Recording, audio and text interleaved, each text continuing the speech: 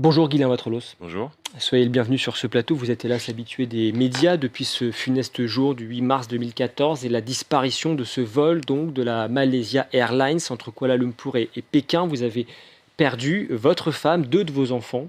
Dans cette catastrophe, 239 personnes au total disparues, dont 4 Français. Et donc depuis plusieurs années, je le disais, vous vous exprimez comme beaucoup d'autres familles de victimes, de disparus, votre colère de ne toujours rien savoir réellement de ce qui est arrivé précisément à vos proches. Je rappelle d'ailleurs que vous avez publié un livre en ce sens, il y a quelques années, Vol MH370, une vie détournée aux éditions Flammarion, c'était en 2018. D'abord, comment réagissez-vous à cette annonce par le gouvernement malaisien cette semaine de la reprise des recherches à partir de la fin décembre 2025? C'est un vœu qui était exprimé depuis longtemps par les familles disparues. Alors j'ai deux réactions. La première réaction, c'est bien, on en reparle. On peut continuer à dire, on n'a toujours pas de réponse, donc il faut continuer la recherche.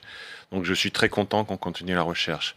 Ma deuxième réaction, c'est malheureusement encore un coup d'épée dans l'eau. C'est que je ne crois pas à 2 secondes à l'issue de ces recherches, parce qu'à mon avis, on ne recherche pas au bon endroit. Et je ne crois pas du tout à ces recherches. Vous n'attendez rien de ces recherches? Non, je n'attends rien parce qu'on cherche là où l'avion n'est pas tombé, selon moi, encore une fois. Et il faut savoir que ces recherches se basent sur des données qu'on appelle des données satellites d'une société qui s'appelle Inmarsat, qui dit avoir suivi l'avion pendant 8 heures. D'abord, Inmarsat l'a dit une semaine après. Donc c'est venu beaucoup plus tard. Et depuis, il y a des groupes de travail, il y a plein de gens extrêmement compétents qui analysent ces données et qui vous vont donner un point de chute de l'avion. Et tous les 2 ans, on a un point de chute différent. Et à chaque fois, on cherche et on ne trouve pas. Donc, et vous avez l'impression, au fond, que les autorités font semblant de chercher? oui, Font absolument. semblant de ne pas savoir? Absolument, parce que je pense que la réponse, on ne peut pas la donner. Et on n'a pas donné de réponse, donc on cherche. Et puis, il y a des groupes de travail à chaque fois qui disent non, l'avion est tombé là.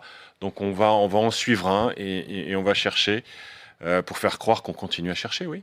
Alors, rappelons donc que dans cette affaire, il y a eu 2 salves de recherche jusqu'à présent. D'abord dirigées par l'Australie pendant 3 ans, Oui. jusqu'en 2017. Recherches qui n'ont hélas rien donné. Et puis ensuite, en 2018, avec la société britannique Ocean Infinity, la même que celle d'ailleurs qui est de nouveau mandatée à partir de la fin décembre. Et hélas, effectivement, ni corps, ni boîte noire, ni même épave ont été retrouvés, seulement quelques débris. Pourquoi est-ce que vous, depuis le début, vous avez cette conviction que l'on vous cache quelque chose?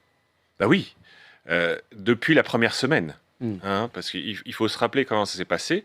L'avion disparaît un jour, l'avion disparaît après 1 heure de vol. D'accord. Pendant 1 semaine, on ne sait rien et on cherche l'avion plutôt côté mer de Chine, parce que c'est là où il a disparu. Et puis au bout d'1 semaine, voilà, avec Inmarsat, tout d'un coup on nous dit, il y a à la fois Inmarsat qui dit j'ai pu suivre l'avion pendant 8 heures, pourquoi il le dit au bout d'1 semaine? Et pire, il y a les Malaisiens qui nous disent au bout d'1 semaine, oh, au fait, nos militaires ont suivi l'avion ce soir-là. Il a fait demi-tour et il est retourné de l'autre côté. D'accord? Donc à des milliers de kilomètres de là où on l'a cherché pendant 1 semaine. Donc expliquez-moi pourquoi les Malaisiens savaient que l'avion, soi-disant l'avion avait fait demi-tour, alors qu'on le cherche à un autre endroit, à des milliers de kilomètres. Donc ça, je suis désolé, ça prouve dès le départ qu'il y a un gros problème et qu'on cherche on nous cherche à nous cacher la vérité. Qui cherche à vous cacher la vérité? Vraisemblablement les responsables de cette disparition. Moi, je pense que l'avion, il a bien disparu là où on l'a perdu. Je pense, depuis j'ai mené l'enquête, je pense que cet avion a été abattu à peu près à cet endroit-là et qu'il a fallu cacher, à un moment donné, au bout de 8 jours, il a fallu cacher. On cherche l'avion là où il n'est pas tombé. Vous, votre conviction, effectivement, donc et vous l'avez exprimé déjà, c'est celle d'une manœuvre militaire, finalement, qui aurait mal tourné. Oui, absolument. Vous pensez aux États-Unis? Je pense bien évidemment aux États-Unis, parce que il faut comprendre comment ça se passe, en fait. Il faut comprendre que les États-Unis sont à Kuala Lumpur le lendemain. Les États-Unis, donc la CIA, est le lendemain à Kuala Lumpur et va chez le pilote pour prendre son simulateur de vol. La CIA. Ce n'est pas la CIA qui est en charge des recherches, parce qu'il y a des règles internationales dans ce genre d'événement. Officiellement, c'est la Malaisie qui est en charge de la recherche. Mais la CIA va prendre ce simulateur de vol du pilote le lendemain. Pourquoi la CIA est sur place? Prend le simulateur, n'a jamais fait de rapport à qui que ce soit sur ce qu'ils ont trouvé sur ce simulateur et n'a jamais versé quoi que ce soit à l'enquête. Donc première chose. Deuxième chose, ce sont une semaine plus tard, Inmarsat, une société anglaise qui est très liée au service secret anglais, qui dit « By the way, j'ai suivi l'avion pendant 8 heures ». Et c'est ça qui a permis de dire l'avion, finalement, il y a des milliers de kilomètres là, il est tombé dans l'océan Indien. D'accord ? Société anglaise, américain. Et troisième intervenant, ce sont finalement les Australiens qui cherchent. Quand vous dites ça à n'importe quel service secret dans le monde entier, vous dire ah bah oui, là on est en plein dans ce qu'on appelle les Five Eyes, les services secrets anglo-saxons, qui ont pris le projet en charge et qui sont en train de vous verser une version à leur sauce, quoi. Donc vous considérez, votre hypothèse, c'est que les États-Unis, la Maison-Blanche, la CIA en tout cas, seraient de mèche avec les Britanniques, avec les Australiens, Ouais. les Malaisiens, pour vous cacher la vérité. Je pense que Et la voile. les Malaisiens sont les dindons de la farce. Mm. Hein. On leur a demandé de prendre cette version-là. Je vais vous donner juste un exemple. Une visite historique d'un président américain. Jamais un président américain n'est allé en Malaisie. Obama va en Malaisie un mois plus tard. Et on ne sait pas ce qui se passe. Voilà. Et c'est à ce moment-là, d'ailleurs, que, je ne sais pas si vous vous rappelez, mais dans cet avion, il y a essentiellement des Chinois. Les Chinois sont extrêmement critiques au départ, jusqu'à la visite d'Obama. Visite d'Obama en Malaisie, il se passe quelque chose, visiblement une négociation. Et à partir de ce moment-là, les Chinois disent aux familles, allez, rentrez chez vous, il n'y a plus rien à voir, on va régler le problème, on va vous indemniser, c'est terminé, vous n'avez plus le droit de manifester. Pourquoi cet avion aurait-il été abattu ? Parce qu'il y a vraisemblablement quelqu'un et quelque chose dans l'avion qui ne doit pas arriver à Pékin. C'est votre intime conviction et Oui. c'est la raison pour laquelle vous pensez aux États-Unis et vous pensez que la Maison-Blanche vous cache quelque chose. Oui, pas que la Maison-Blanche, mais vraisemblablement. En tout cas, j'ai la preuve que sur... Je vais vous donner d'autres exemples. J'ai la preuve que sur zone, il y a des AWAC. Donc, vous savez, ces avions avec ces champignons qui voient à 600 km à la ronde et qui voient tout. Donc, de toute façon, on sait les Américains savent où est l'avion. C'est pas les seuls. Les militaires malaisiens, vraisemblablement, l'ont suivi aussi. Donc, il y a des tas de radars qui n'ont pas donné leurs données ce soir-là. Si on suit la trajectoire que soi-disant a fait l'avion, il y a une dizaine de pays qui ont dû suivre cet avion. La Malaisie, Singapour, l'Inde, la Birmanie, la Thaïlande, le Vietnam, j'en passe et des meilleurs. Ces gens-là n'ont jamais donné leurs données. Soi-disant, si l'avion a fait tout ce trajet-là, ils auraient dû le voir. J'insiste là-dessus, sur cette idée de choses cachées, parce que vous avez conscience de l'ampleur quand même de ce que cela représenterait. Ce serait un mensonge d'État absolument considérable. On parle quand même de la vie de 239 personnes. Oui, absolument.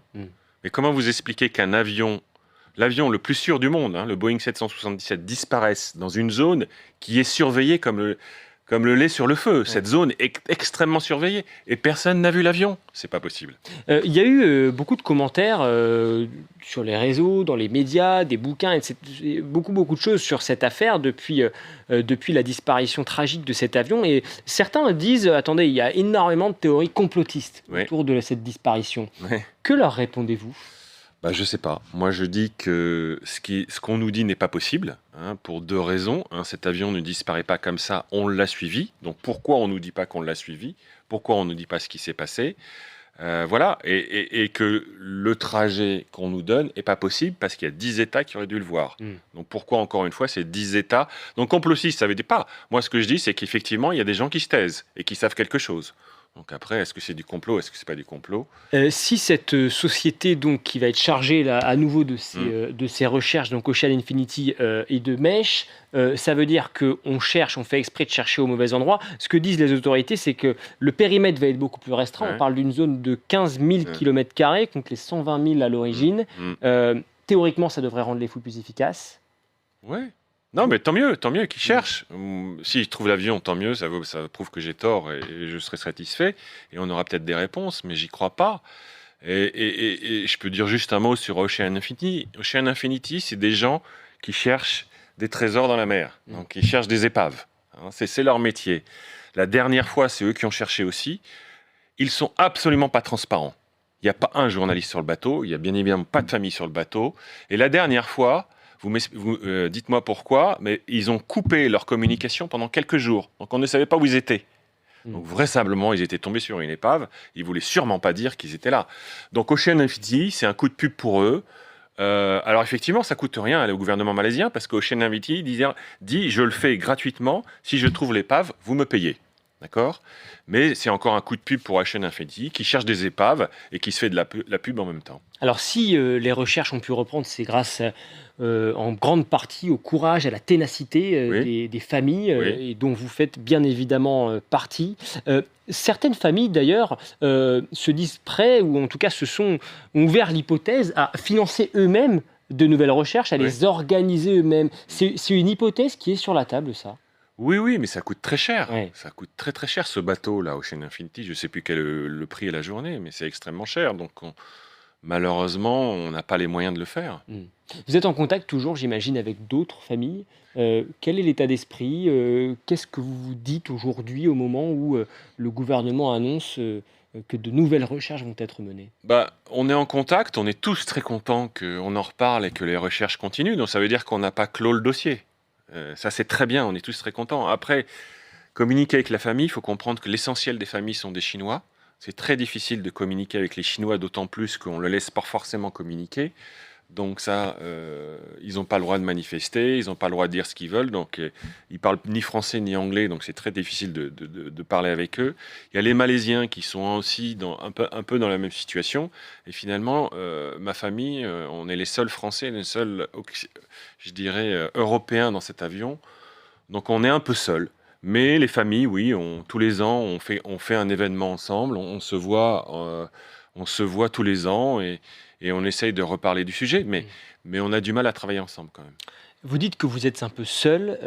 Vous l'avez exprimé ça aussi il y a déjà quelques années, notamment en 2018, 2017 également. Et vous aviez à l'époque, vous n'étiez pas tendre avec le président de l'époque, François Hollande, que vous accusiez de ne pas en faire suffisamment pour découvrir la vérité. Est-ce que vous estimez, est-ce que vous pensez, au fond de vous, que François Hollande, comme son successeur d'ailleurs Emmanuel Macron, connaissent la vérité sur cette affaire? Alors moi, je vais vous dire, je suis persuadé que François Hollande connaît la vérité. Et je vais vous dire pourquoi. Bon, c'est lui qui est effectivement au pouvoir à ce moment-là. Il faut savoir que le gouvernement n'a pas communiqué sur cette affaire jamais. Jamais. Aujourd'hui, quand vous avez un Français qui se prend un coup de poing à Bamako ou au Vietnam, vous allez avoir un petit filet sur le ministère des Affaires étrangères qui va expliquer l'incident, ou je sais pas quoi, où un Français disparaît, on va en parler. Là, il y a quand même 4 Français dans l'avion qui disparaissent, on n'en parle pas. C'est quand même extrêmement surprenant. Nous, on demande à être reçus, on n'est pas reçus. On a mis 1 an et demi à nous recevoir. Donc pourquoi ce silence alors que 2 mois plus tard, un avion est abattu sur l'Ukraine, de la même compagnie, même avion. On parle de l'avion de la Malaysia Airlines qui est abattu, là on sait, par des Russes, en Ukraine. Là, François Hollande monte au créneau, il n'y a pas de Français dans l'avion, monte au créneau et dit « faut une enquête internationale, tout de suite ». Il en parle 2 fois. Il en parle 2 fois. Donc Peut-être pourquoi parce que la preuve était beaucoup, en l'état, et vous le disiez, beaucoup plus évidente. Oui, la preuve est évidente. L'avion, on l'a retrouvé, il y avait des débris, mais pourquoi il n'a rien dit sur le nôtre Mm. alors qu'il y avait des Français? Pourquoi il s'exprime sur un avion où il n'y a pas de Français Ouais. et il va s'exprimer tout de suite sur un avion où il n'y a pas de Est-ce Français? que vous avez pu échanger avec Emmanuel Macron? Non, j'ai échangé, du coup, j'ai pu échanger avec Hollande, avec Emmanuel Macron, jamais. Cette équipe n'a jamais voulu me recevoir. Vous lui avez fait la demande, il a refusé Il a de vous recevoir. refusé, enfin, j'ai jamais Lequel il eu. n'a pas Ouais, donné suite à cette non. demande. Et vous pensez que lui aussi est au courant? Je sais pas, en tout cas, il n'a pas voulu s'impliquer dans cette histoire. Mm. Quand vous reportez un regard, quand vous repensez à ces 11 années, qui nous séparent, plus de 11 ans d'ailleurs, qui nous séparent de ce drame, de cette disparition, quel regard justement portez-vous sur ces années? Vous avez reconstruit quelque part votre vie, en tous les cas, c'est l'impression que ça donne de l'extérieur, puisque vous avez, Ouais. je crois, fondé une société, etc. Mais vous, comment allez-vous quand vous repensez à tout cela? Écoutez, moi, je vais très bien. Mm. Cette histoire est toujours avec moi, elle fait partie de moi-même, mais je vais très bien. C'est-à-dire que ça met du temps, mais le bonheur que j'avais dans cette histoire, c'est qu'il me restait un fils qui avait 20 ans à l'époque. Donc il fallait que je lui montre que la vie était belle et que quand on a 20 ans, le monde est à nous. Donc c'était vraiment ça qui m'a fait tenir. Donc j'ai voulu lui montrer l'exemple. J'ai voulu lui montrer l'exemple, effectivement, en continuant à travailler, en fondant une société. Je me suis remarié, etc. Tout ça, ça a mis du temps. Ça se fait pas du jour au lendemain. Ça met beaucoup de temps. Mais aujourd'hui, je pense que je vais très bien. J'ai une vie tout à fait normale. Je pense que je suis de nouveau heureux. Mais cette histoire est toujours derrière moi. Et ça reste un combat que je veux continuer à mener. Jusqu'à votre dernier souffle, vous chercherez à comprendre ce qu'il s'est passé. Alors, c'est pas un combat que je mène tous les jours. Enfin, j'en fais beaucoup moins, mais parce que je pense que j'ai fait ce que je pouvais faire et je me bats contre des gens beaucoup plus forts que moi. Donc, mais c'est un combat. Je ne veux pas refermer la page et je veux pouvoir donner à mon fils un jour pour la raison pour laquelle il a perdu son frère, sa sœur et sa maman. Vous espérez toujours, vous ainsi que votre fils, que la vérité puisse éclater un jour, en tous les Oui. cas que vous puissiez connaître vraiment les vraies raisons de cette disparition. Oui. Merci. Merci à vous. Merci beaucoup, Guylain Waterlos, pour votre témoignage. On espère que les recherches permettront d'élucider évidemment ce mystère, même si on a bien compris votre exaspération dans cette affaire qui ne hélas, n'avance pas, ces recherches qui n'avancent pas. Merci beaucoup pour votre témoignage dans notre émission aujourd'hui. On va maintenant revenir sur